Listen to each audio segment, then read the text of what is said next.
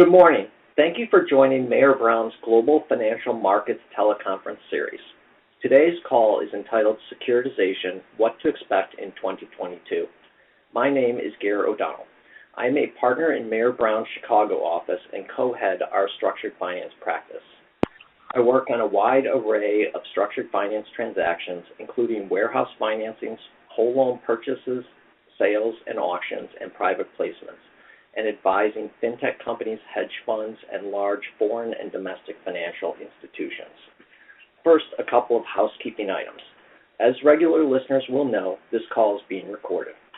We will be emailing an audio link to all participants should you wish to listen to the teleconference again and forward it to your colleagues. In addition, the recording will also be available as a podcast on your preferred podcast platform. Since we will not have a Q&A session, please send your questions regarding today's topics by email to gfm@mayerbrown.com and we will respond promptly. This is the same email address on your invitation email. Joining me today are James Antonopoulos, Amanda Baker, Stephen Garden, Brian Kuhl, Eric Mitzenmacher, and Jan Stewart.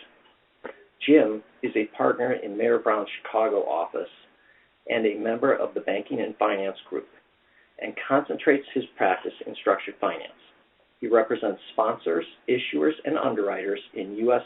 public and private issuances of term asset-backed securities, borrowers and lenders in warehouse loan and asset-backed commercial paper conduit facilities, and sellers and purchasers in whole loan sales and forward flow transactions in the prime and subprime auto and consumer loan asset classes. Amanda is a banking and finance partner in Mayer Brown's New York office. She represents issuers, borrowers, underwriters, and commercial banks in connection with the issuance of asset-backed securities backed by small business and consumer fintech assets, auto loans, and auto leases in the United States, Australia, and Canada, and more. She also works on commercial paper conduit transactions. Stephen is a partner in our tax transaction and consulting practice in Mayer Brown's Chicago office. Stephen represents clients on a wide array of tax matters, including financial transactions such as asset-backed securitizations, structured finance transactions, tax-exempt bond financing, catastrophe bond issuances, and cross-border stock and debt offerings. Brian is a banking and finance partner in Mayer Brown's Chicago office. Brian represents issuers and underwriters in various domestic and cross-border securitizations and other structured finance transactions. Brian's securitization experience includes public and private transactions involving various asset classes, such as auto loans and leases, residential and commercial mortgage loans, and CLOs. Eric is a partner in the firm's Financial Services and Regulatory Enforcement Group in our Washington, D.C. office. His practice involves providing regulatory compliance advice to companies that offer various consumer and small business financial products and services, as well as conducting regulatory due diligence reviews on behalf of investors in and financing sources for these companies. Jan is a banking and finance partner in the Chicago office whose practice is focused on structured finance, representing originators, investment banks, commercial banks, funds, asset-backed commercial paper conduits, and investors in public and private transactions. Jan has experience structuring complex financing transactions, including the securitization of various types of assets, such as solar loans and leases, credit card receivables, commercial loans, CLOs, and equipment receivables. With that brief introduction, we will now begin today's discussion. Thanks, Gary. This is James Antonopoulos, and I'll spend a few minutes talking about ABS-related topics, the first of which is a discussion of the SEC's recent comments to registration statements.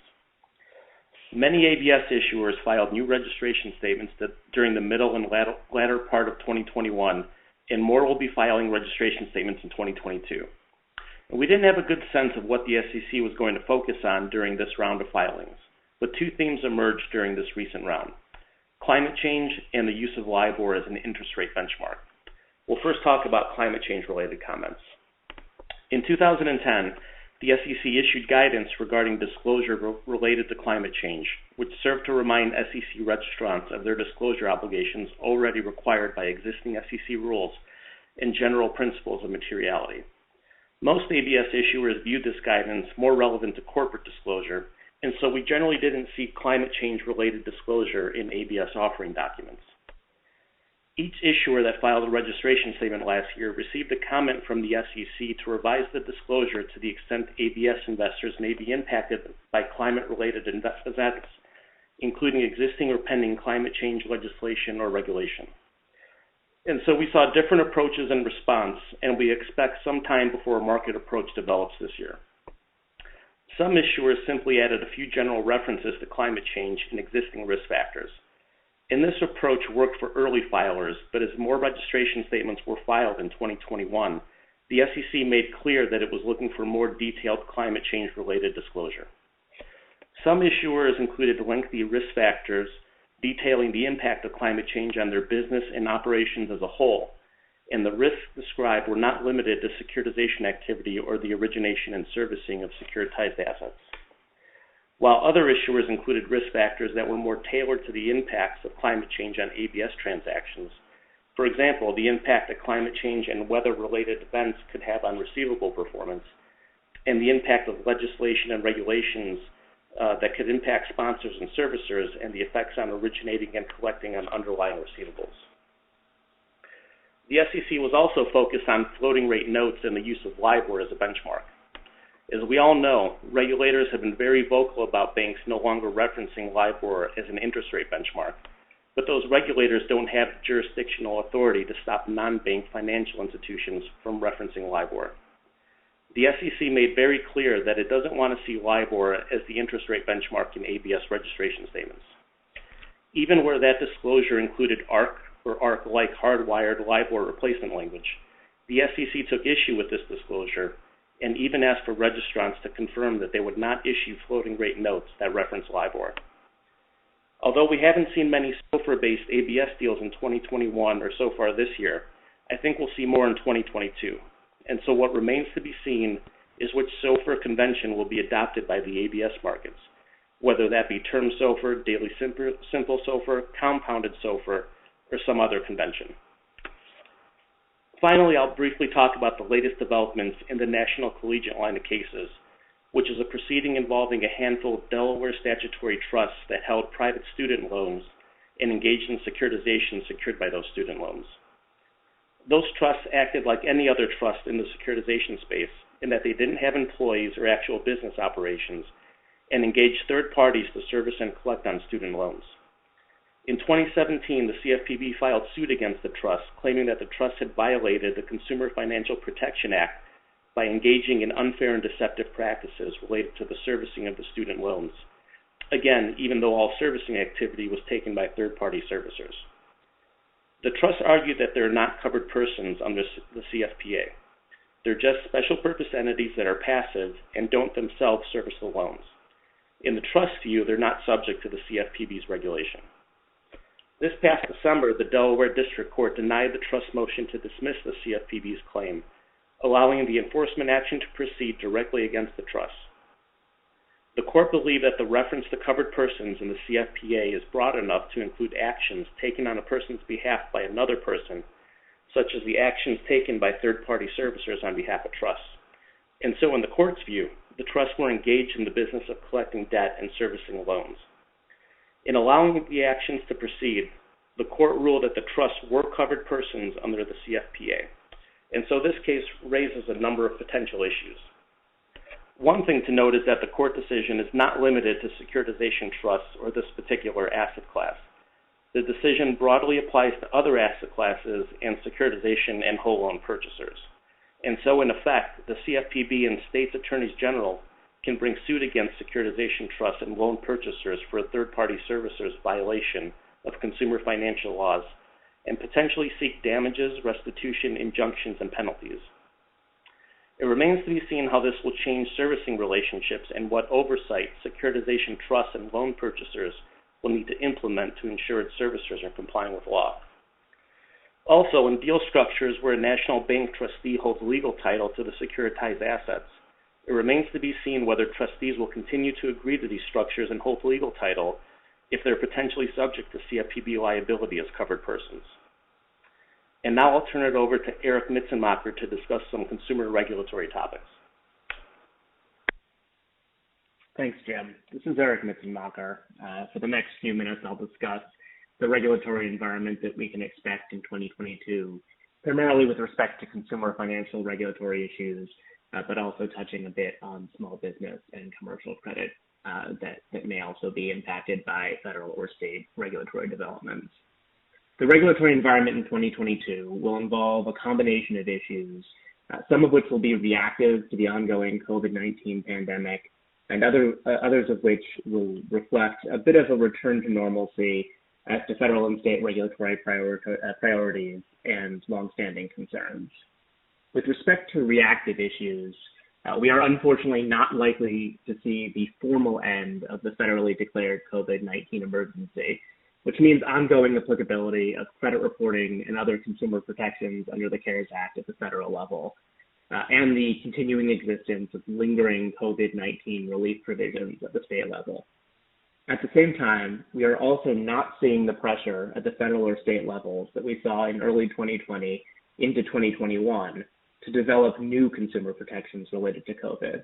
Instead, 2022 offers a bit of a middle ground. There will be ongoing discussions about when and how to roll back pandemic protections, and certain asset classes, in particular student loans, will be subject to ongoing discussion about the continuing need for COVID-19 protections, and potentially even an expansion into more robust consumer protections than existed in the pre-pandemic baseline as a result of lessons learned during the pandemic.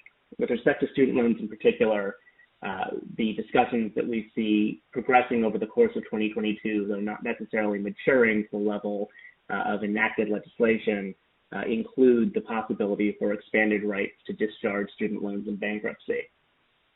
We're also far enough along in the implementation of COVID-19 relief efforts under the CARES Act and otherwise to expect an increasing frequency of examination and potentially even investigation or inquiry into loan servicers' compliance with requirements.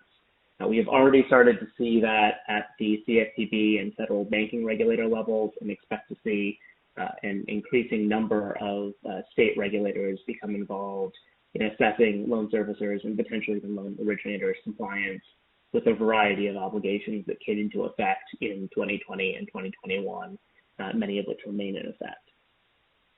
With respect to a more normal course set of issues, there are many to discuss, but several that we'll touch on this call just briefly are those that have the possibility to really reshape various consumer financial asset classes. The first of those is the continuing discussion in the federal regulatory structure as well as the federal and state court systems as to the appropriate regulation of bank partnerships, and in particular, consumer and small business bank lending partnerships that involve a bank being the lender of record and a non-bank party providing solicitation, application taking, or other ancillary services.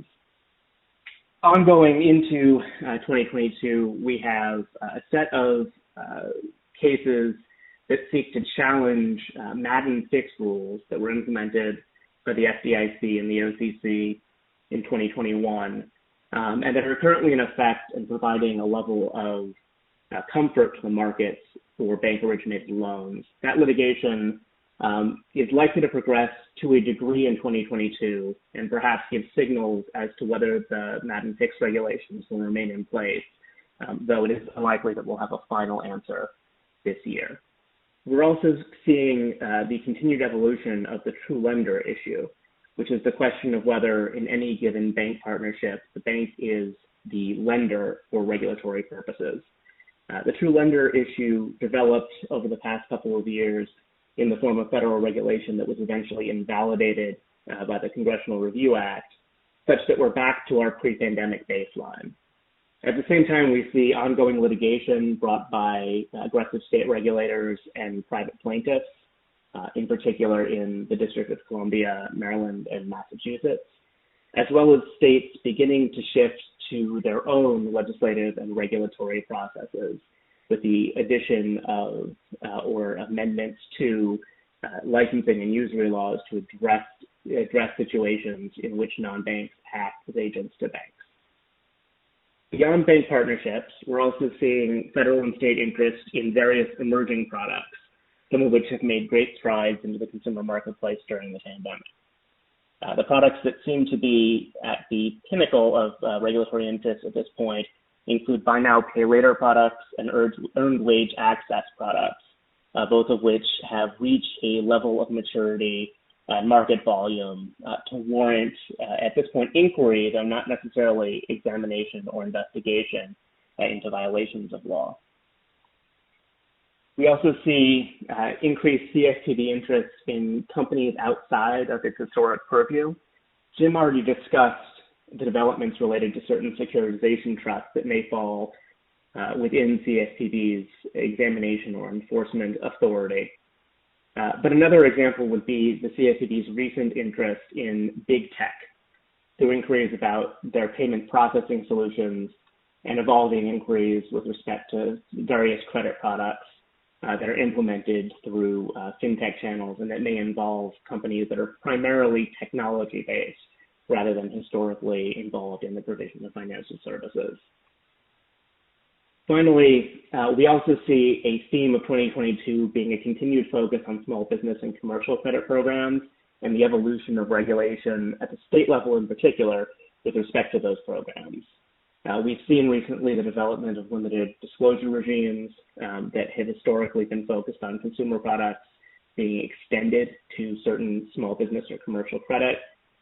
We also see state regulators revisiting the characterization of truly small businesses and those businesses that may be less sophisticated, including sole props, to determine whether the historic separation between commercial purpose and consumer purpose credit actually gets to the key distinctions between those parties' ability to protect themselves in the marketplace. With that said, I'll hand the discussion off to Amanda Baker to discuss developments in fintech. Thanks, Eric. And dovetailing off of what Eric said, we are seeing a lot of growth with some of the traditional fintechs, I think we can say at this point, who were the small balance consumer and small business loans, kind of moving into other product spaces and just other product offerings generally for their clients. So in addition to the growth that we've seen in existing companies, we're seeing new companies come to market. We're also seeing new bank partners come to market that are looking to do business, with new fintechs. And finally, we're seeing new products and investors. So there's a lot of growth and exciting activity, I think, in this space at the moment. So first off, what we're seeing in terms of growth for existing companies, there's been a lot of M&A activity. Just to take one fintech as an example, Square recently acquired Tidal, which is Jay-Z's music streaming service, and so is looking at making offerings to small businesses that are artists, musicians, gig operators, and the like, which to Eric's point starts to kind of straddle whether or not we're looking at a consumer or a commercial product. As I'm sure anyone knows on this call, Square also recently acquired Afterpay, which I think we'll see further expansion, obviously, for Square in the space. We're also seeing strategic partnerships. For example, Opportune recently partnered with Sizzle to expand its offerings to their customers. We're also seeing a lot of internal expansion into new products for existing fintechs as well. So whereas maybe, you have a company who was initially just offering small balance consumer loans is looking to be more of a one-stop shop for their clients. So you can come here to get a consumer loan to maybe pay off your credit card debt. You could get a new credit card, an auto loan, mortgage, and the like. And I think with all this creativity and growth with the companies that we're seeing also seeing some increased market and bargaining power with, financing institutions that are looking to come to them to extend them some credit. Additionally, we're seeing, as I said, new bank partners coming to market. So you'll have a bank partner perhaps coming to either a new fintech or a startup or an existing company and saying, we want to get in this business. We'd like to partner with you. Whereas 5 years ago or so, there were really, a handful of usual suspects that were engaged in this bank partner work. So there was not really a lot of negotiation between a fintech and its bank partner. Whereas now, with new banks coming to market, we're seeing a little bit more creativity and innovation, which I think is pretty interesting. With that, it's obviously shifting some of the bargaining power away from the bank partners. Sometimes we need to be careful with a new bank partner in any type of program or space, just to make sure that we're not incurring any increased regulatory risk. But I think it's something that Mayor Brown, obviously, as well as market participants, are, I'm sure, well aware of. And we're also starting to see new banks to considering fintech products. Whereas there used to be kind of this traditional stable of banks who would invest in this type of product. I think we're seeing more coming to market. We're also seeing hedge funds coming to market too, which has made some pretty cool and innovative transactions too. InsurTech is also kind of new and on the horizon. And generally, I think it's just an evolution of products too. Fintechs are moving from just the small balance consumer or, small business loan and auto and card space, as we talked about before, to some home improvement financing, solar and renewables, wage advance, shared equity products. There's been a bit of a mortgage and consumer hybrid, home secured credit cards, and small balance commercial innovations and merchant cash advances as well. So I think that, this space has really exploded in the past 5 to 7 years or so, and I think we'll continue to see that, hopefully, in the near term and long-term future. And Brian Kuhl will now talk about the RMBS space. Thanks, Amanda. The residential mortgage loan space continues to be very active, and we continue to see a lot of products being financed and securitized in transactions backed by all sorts of portfolios, including, among other things, reverse mortgage loans, non-qualified mortgage loans, investor loans, single-family rental properties, and fix and flip loans, as well as MSRs and servicing advances. Each of these asset classes continue to show robust and lasting activity, at least through the present time. But for today, we wanted to highlight some trends that we find particularly interesting in what we broadly refer to as the residential mortgage loan space. First, we expect to see an increase in private label prime securitizations in 2022 due to recent moves by Freddie Mac and Fannie Mae, which will take place for mortgages with settlement dates on and after April 1st, 2022. These changes apply to fees and prices for superconforming mortgage and mortgages secured by second homes. Although the industry has nearly 3 months to adapt pricing, it's a huge adjustment. If a mortgagor has the required reserves, the change in pricing will likely make jumbo loans a better option than high balance conforming mortgages. If these policies remain in place, we anticipate that the increase in appetite for jumbo loans will lead to a busy jumbo prime securitization market in 2022. This is another example of the GSEs creating a jolt in the market, similar to what happened in 2021 with investment loan securitizations. Private label activity in this market during 2021 is dependent significantly on actions of the FHA. When the FHA had a cap in place, the private label market became very active.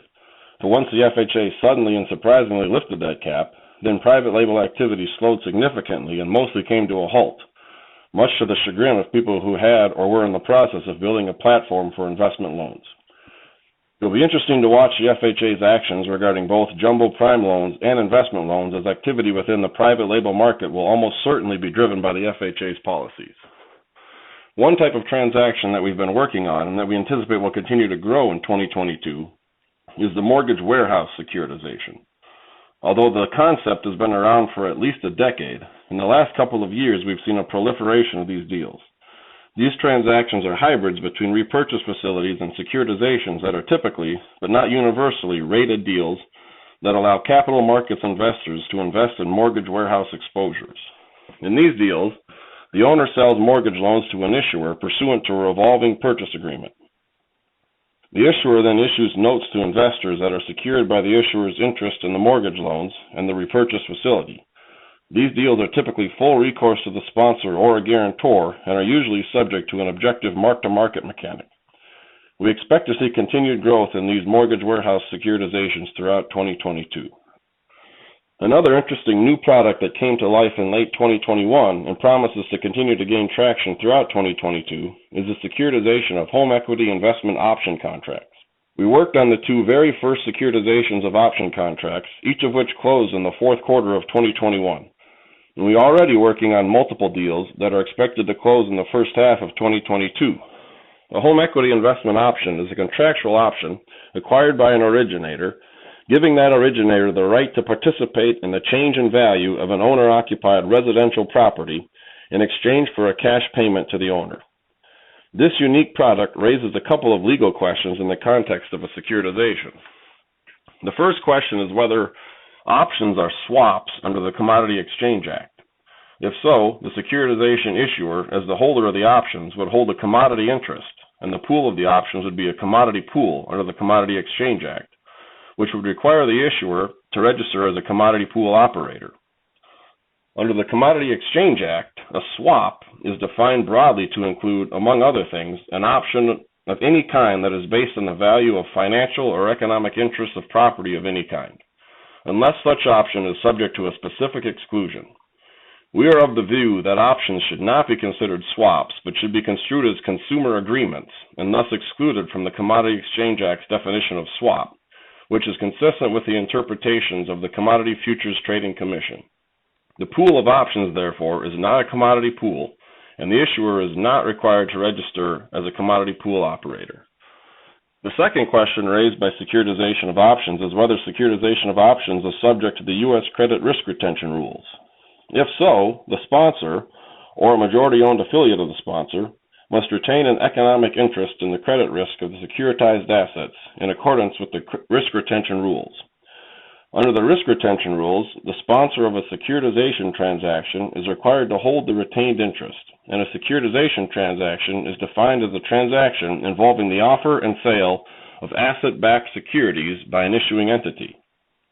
An asset-backed security must be a self-liquidating financial asset that allows the holder of the security to receive payments that depend primarily on cash flow from the asset. Strong arguments can be made that a securitization of options should not be construed as involving the offer and sale of an asset-backed security, and the sponsor is therefore not required to hold a retained interest because the deal is not a securitization transaction as defined in the risk retention rules. Finally, we continue to work on a large and increasing number of securitizations of pools of non-QM loans by historical and repeat issuers. We're also seeing many market participants designing brand new non-QM platforms by currently putting together new non-QM purchase and warehousing programs in the first quarter of the year, which suggests that these new market participants will likely have enough product to begin securitizing in the second half of the year. So we expect the amount of activity in the non-QM market to continue to be very robust and to increase throughout the year. There are a couple of compliance issues to note in the non-QM market since our last What to Expect session. The CFPB had redefined the scope of qualified mortgages in 2020, but provided a transition period during which originators could originate qualified mortgages under both the old and new definitions. In the spring of 2021, the CFPB lengthened that transition period from July until October 2022, at which point only the new APR-based definition of qualified mortgage will be available. Also late last year, a set of federal regulators decided to continue to align the definition of qualified mortgage with the definition of qualified residential mortgage, which are the set of mortgage loans that are exempt from credit risk retention and securitizations. I now turn it over to Jan Stewart, who will discuss LIBOR topics. Thanks, Brian. I'd like to spend a few minutes on what we expect to see with regards to a new phase of LIBOR transition in the upcoming year. This past year included meaningful progress and events that will move the loan and capital markets away from LIBOR once and for all. As you know, on March 5th, 2021, ICE Benchmark Administration announced that all tenors of LIBOR would cease to be published after specified dates, which was December 31st, 2021 for new contracts and June 30th, 2023 for selected tenors of LIBOR for use only in legacy contracts. On that same day, the Financial Conduct Authority announced that it would not use its powers to compel continued publication of LIBOR, starting the ball in motion to speed up the transition away from LIBOR. These announcements constituted a benchmark transition event under the ARC recommended fallback language currently in use in most lending contracts. As a result, during 2021, various U.S. financial regulators called for regulated institutions to stop the use of LIBOR in new contracts after year-end. The regulators cited the failure to transition to replacement rates as a safety and soundness concern for U.S. banks. Therefore, while LIBOR is still available for use under legacy contracts until June of next year, a new benchmark must be used for any new lending arrangements, including extensions of existing facilities. We haven't yet seen the early opt-in provisions that were part of the ARC recommended fallback provisions to be utilized. Most issuers and lenders are thus far willing to wait for the natural extension dates to make formal amendments to the documentation to reflect this LIBOR transition. There are several variations of SOFR available as a new benchmark. The first option is term SOFR, which is a forward-looking rate extrapolated from SOFR futures trading. Another option is daily simple SOFR for each day of an interest period. Option 3 is SOFR compounded in arrears, which compounds the daily simple SOFR rate. And finally, the last option is SOFR compounded in advance, which uses daily simple SOFR rate compounded for the calculation period immediately preceding the current interest period. With respect to the last option, the Federal Reserve Bank of New York publishes SOFR averages each day for prior periods to help with the calculation complexity. From our experience thus far, issuers and borrowers seem to prefer either term SOFR or SOFR compounded in advance for both warehouse and term ABS transactions. The other options are administratively burdensome to calculate and result in not knowing the total interest amount due until the end of the interest period. However, even the issuer's preferred benchmarks are not perfect or universally accepted yet. ARC is only recommending using term SOFR in limited circumstances, which does not currently include term ABS transactions. There is a concern that if everyone used term SOFR, there wouldn't be enough real daily trades of SOFR, and essentially the same problems with LIBOR would impact the new benchmark. With respect to SOFR compounded in advance, lenders have expressed concerns over the resulting timing mismatch and have been hesitant to agree to this option, in our experience. In the upcoming year, we expect to see updates to the various legislative and regulatory efforts applicable to legacy deals that use LIBOR. On one of the last days in 2021, the IRS issued final rules to facilitate LIBOR transition. These rules specified that adverse tax consequences, such as triggering a reissuance for tax purposes, can be avoided by structuring any movement away from LIBOR as a covered modification as defined by the rules.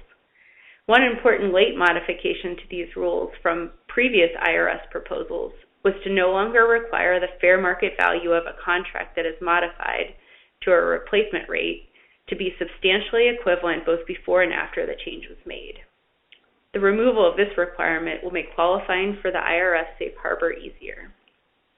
Also in December of last year, the U.S. House of Representatives passed the Adjustable Interest Rate Act of 2021 by a wide margin. It's hopeful that the Senate will pass its version of this LIBOR transition legislation during the first quarter of this year. The federal legislation is similar but broader to the laws already passed by New York and Alabama. In all versions of this legislation, any contract that is silent as to the fallback language would be modified to replace LIBOR with a rate based on SOFR, including any spread adjustment and conforming changes recommended by the relevant government body. Finally, I wanted to briefly highlight the SEC's staff statement from December of last year.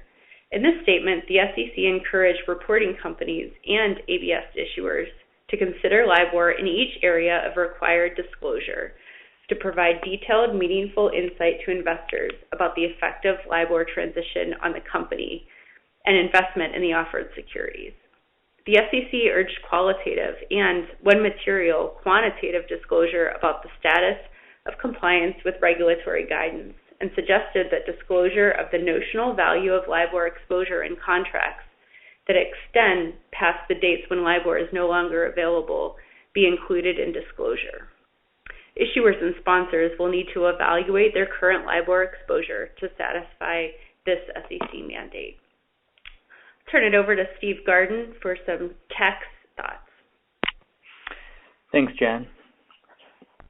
In the interest of time, I just want to mention two tax topics that are sort of what we would expect, that are new and what we would expect to be relevant for the upcoming year, without going into much detail with respect to the technical rules that intersect with those topics.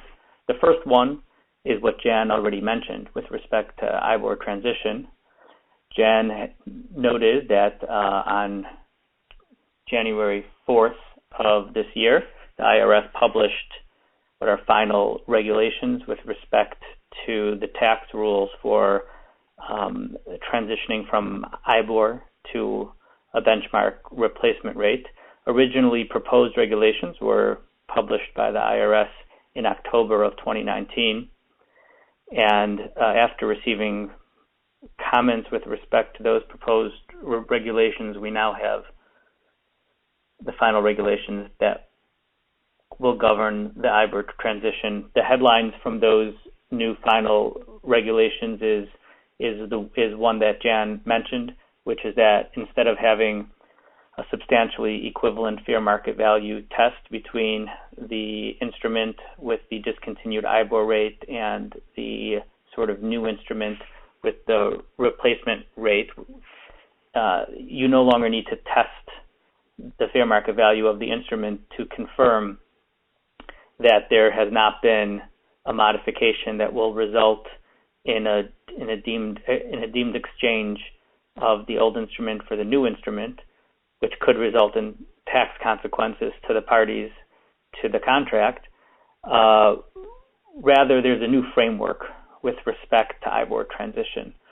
And in general, the way that the framework works is that replacing an IBOR rate with what is a qualified rate, which is defined very broadly, and most rates, almost all rates we would expect to be a qualified rate, that the replacement of an IBOR rate with a qualified rate will be a modification that's covered under the regulations and will not result in a deemed exchange, as long as there is not sort of embedded into that replacement rate, for example, in the applicable spread, some sort of shift of value or payment between the parties to compensate one party for a modification that is other than the replacement of the IBOR rate with a replacement benchmark. For example, if a spread is increased to compensate one party to consent to the modification, or to compensate one party for a change in the financial covenants that are being amended together with the amendment to replace the IBOR rate, or a similar type of embedded increase or decrease of the rate that, again, is not related to the basis difference between the benchmark replacement and the IBOR rate, but rather compensation for some other modification between the parties. Second headline change is that with respect to adding a fallback rate, the addition of a fallback rate or modifying an existing fallback rate that lists an IBOR rate with a qualified benchmark replacement rate, that's covered by these modifications like it was covered in the proposed regulations, but the final regulations make clear that when that fallback is triggered, when it's actualized and implemented, you do need to retest that modification on that date. So that activation is a modification that needs to be retested at that date, but presumably as long as you're continuing to meet these rules, which is that it's just a change of IBOR rate to a qualified benchmark replacement rate without anything else going on, that would continue to qualify at that future time. Lastly, then just the second tax topic that I'll mention is that on June 10th, 2021, the IRS added to its audit campaign the acquisition of loans by non-U.S. persons And what that means is that the IRS wants to internally get more organized itself and better educate the exam agents with respect to transactions where non-U.S. investors are buying loans, and to what extent the purchasing of loans by non-U.S. investors might be treated as a U.S. trade or business that should subject those non-U.S. persons to U.S. tax or U.S. withholding tax with respect to their loans, in contrast to that activity having the benefit of a safe harbor where simply trading in securities or loans is not, in fact, a U.S. trade or business. So the IRS has made an official affirmative action to add this sort of activity and tax issue to its audit campaign to sort of collect and collate information with respect to these type of transactions and develop its own approach to auditing these transactions. With that, I will hand the mic over back to Gear for closing remarks. Thank you to our audience for tuning in. A few brief reminders. You'll receive an email with a link to the recording of today's call, and the recording will also be available as a podcast on your preferred podcast platform. Lastly, as I mentioned before, if you have any questions related to today's contact, email them to gfm@mayorbrown.com. Thank you again for your participation. You may now disconnect.